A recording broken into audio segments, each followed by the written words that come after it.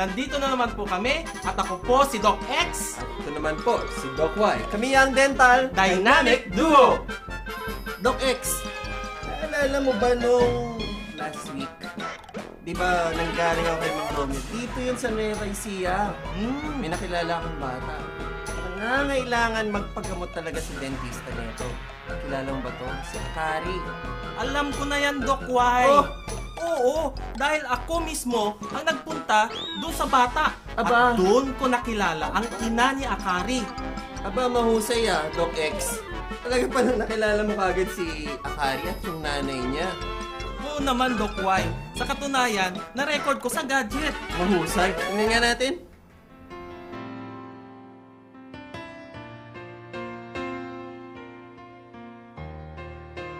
Mula sa pagsilang hanggang sa kanyang unang hakbang, lungkot ang madarama sa muka ni Akari, isang batang Japinoy ng Gapan, Nueva Ecija.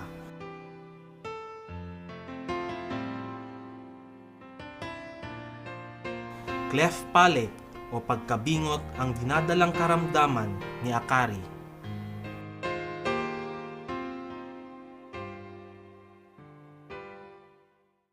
Ayan, Doc X.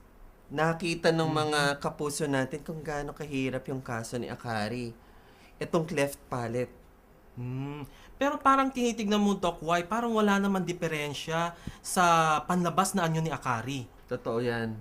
Kasi hindi lang naman masasabi natin ang problema ng cleft palate yung nasa labi or diretso yan from labi papasok dun sa ngalangalan natin.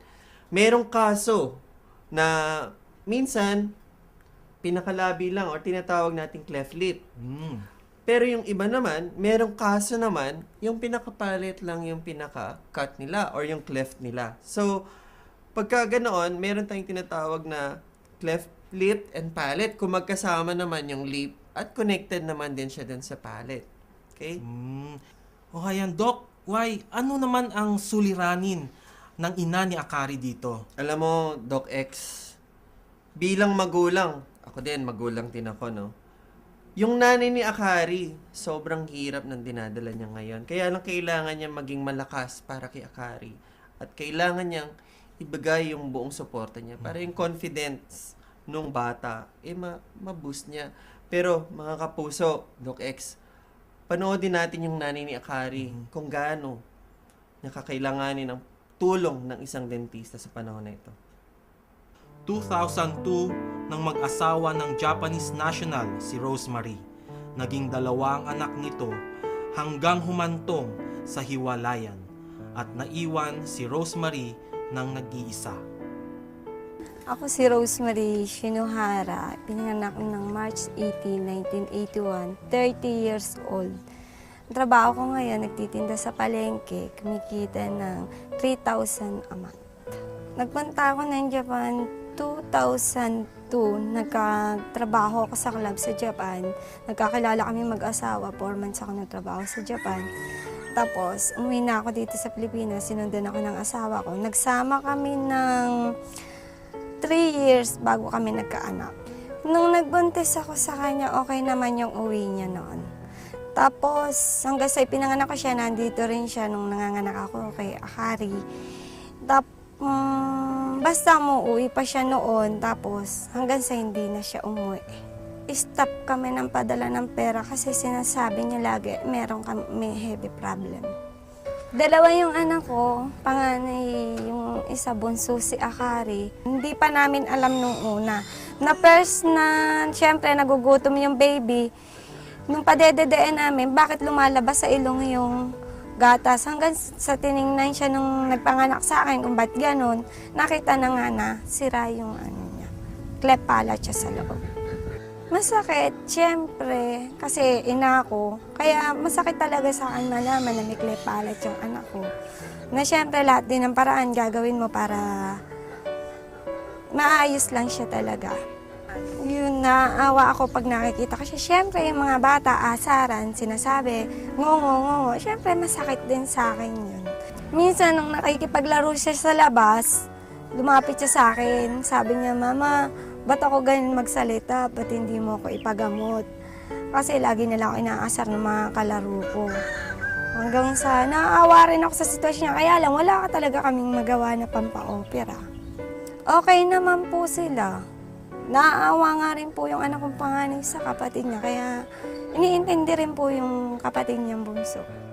Pag tinutok sila ng mga kalaro nila, gagawin ng kapatid niyang panganay, pauuwi na lang yung kapatid niyang bunso, uwi na lang sila sa amin sa bahay. Okay naman siya, kahit nagtatrabaho ako, minsan siyang mag-isa, papasok siya talaga sa school. Pinaintindi ko na lang sa kanya na kailangan ko magtrabaho. Kasi paano naman kami kung di ako magtatrabaho. Siya mag-isa niya, papasok siya, uuwi siya. Kahit anong kinakain niya, may lalabas at lalabas sa ilong niya.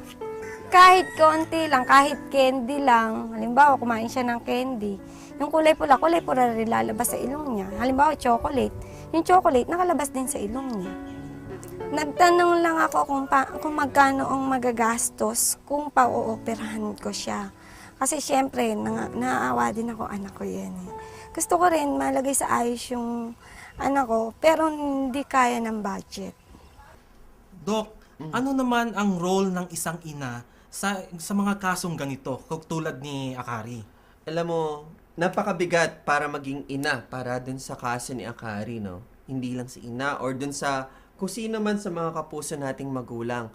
Dahil kung tutuusin, dapat sila yung maging sandigan ng kanilang anak, lalo na kung may cleft palate or may cleft lip, tayong tinatawag. Dahil, unang-una, mga magulang, mga kapuso, huwag ko kayong mawalan ng pag-asa pagka may mga cleft palate. May mga kaibigan po tayong dentista para malaman lang po natin kung paano ba yung magiging sitwasyon, paano natin magagawan ng paraan yung anak natin. Okay? Para lalo, ma-close lang natin yung surface ng palate, Doc X. Malaking bagay na yun. Kasi yung makakain sila, magkaroon ng nutrisyon, papasok dun sa pangatawan nila. Malaking bagay na yun. Doc X, naniniwala ka ba dun sa mga sabi-sabi nila na pagkabuntis daw, nadulas, napipingot. Yung parang, doon nasisimulan yung cleft palate or yung cleft lip. Kasi di ba nakaganon nga yung mga bata. Tapos, tama, Dok. nadulas. Yung nadudulas na ganun. So, natutulak. Totoo ba yun? Sa paniniwala ng mga ganon, hindi totoo yun, Doc White. Kasi, ang cleft palate or cleft lip or palate ay isang genetic na karamdaman yan. Okay. Sitwasyon na hanggang nung pinagbubuntis niya ang isang bata, yung development ng sa tissues or yung mga ngala-ngala hindi nag-fuse or hindi na-develop ng gusto. Ayan. Mga kapuso, ito yung tanong natin kanina. Totoo ba yun? O hindi? Yung mga nadudulas at nakasakay sa motor, syempre, gumaganon yun, di ba? Yung baby daw sa tiyan, gumaganon din. So, ano sa tingin mo, Doc X? Alam mo, Doc, hindi yun totoo. Sabi-sabi lang. Sabi-sabi lang yun. Ayan, mga kapuso, kaya kayong mga mamis, lalo na pagka nagbubuntis kayo, no, mga parents, mga magulang, tatandaan natin parati, papag-ingatan natin yung mga babies natin sa tummy natin, okay? Magpa-check up din kayo sa inyong mga OB, hindi lang din po sa dentist, okay? Pwedeng magkaroon ng problema sa ipin, pwedeng magka-problema din sa babies natin, okay? Correlated po yung mga bagay na yan. Doc Y, anong klaseng tulong ang kailangan na may bigay kay Akari sa sitwasyon niya ngayon? Kakailanganin natin dito na maoperahan siya agad sa lalong madaling panahon. Then, pangalawa, kailangan din niya, of course, ng mga tinatawag natin ng hospitalization. Okay, yun yung mga kailangan, may mga gagastos siya na pangailangan. At yung obturators ni Akari. Actually, kung ipapacheck up natin siya sa pediatric dentist, ang pagkakaalam natin dyan, hindi one time lang yung obturators. So, from time to time, kailangan magpalit ng obturators ni Akari. Ito yung tinatawag nating appliance na magko-cover dun sa ngala-ngala ni Akari. So, kailangan natin ng tulong ng mga kapuso natin. Mga kapuso, para po maipahatid namin at maipahatid nyo din po sa amin ang pagtulong ninyo kay Akari, pwede nyo pong kaming ma-contact or ma-email dito po sa aming email ad, docsmiley_ddd@yahoo.com. Ganun din po sa Facebook, docsmiley_ddd@yahoo.com. Para po sa mga karagdagang impormasyon, pwede po kayong magbigay ng message doon. At the same time, magre-reply din po kami sa inyo kaagad.